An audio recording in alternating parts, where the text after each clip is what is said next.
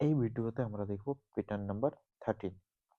ঠিক আছে, তাহলে এটা তোমাদের প্যাটার্ন, যেটা অলরেডি দেওয়া আছে। এক্ষেত্রে দেখো শুধু স্টার প্রিন্টিং আছে, জাস্ট স্টার। তাহলে প্রথমে আমরা রো আর কলামের নাম্বারিং করে নিই। এটা 1 নম্বর রো, 2 নম্বর রো, 3 নম্বর রো, 4 নম্বর রো, 5 নম্বর রো। 1 নম্বর কলম, 2 নম্বর কলম, 3 নম্বর কলম, 4 নম্বর কলম, 5 নম্বর কলম। দেখো 1 নম্বর রোতে একটা স্টার প্রিন্ট আছে, 2 নম্বর রোতে দুটো আছে, 3 নম্বর রোতে তিনটা আছে, 4 নম্বর রোতে চারটা আছে, 5 নম্বর রোতে পাঁচটা আছে। তাহলে কোডটা কেমন হবে? ইন্ট ম্যান, দুটো ভেরিয়েবল নিয়ে নিই, একটা হচ্ছে রো এর জন্য আর একটা হচ্ছে কলামের জন্য।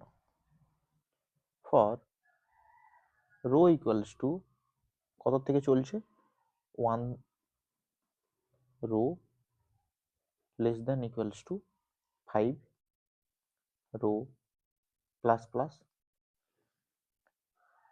ফর কল ইকুয়ালস টু, দেখো 1 নাম্বার রোতে একটা, তাহলে কল কত থেকে, 1 থেকে শুরু হবে, কত দূর অবধি চলবে। দেখো একবারে কিন্তু 5টা প্রিন্ট হচ্ছে না, হচ্ছে কটা, একটা, দেন সেকেন্ড বারে দুটো, তারপরে বারে তিনটা, মানে যত নম্বর রো নিয়ে এসেছে ততটাই।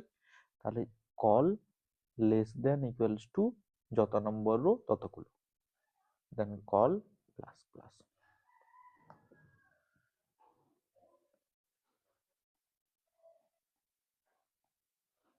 এখানে প্রিন্টএফ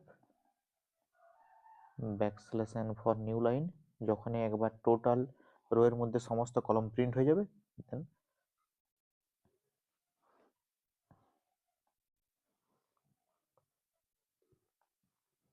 এটা হচ্ছে এর লুপ, এর ব্লক, সরি, এটা হচ্ছে এর ব্লক আর এটা হচ্ছে এর ব্লক।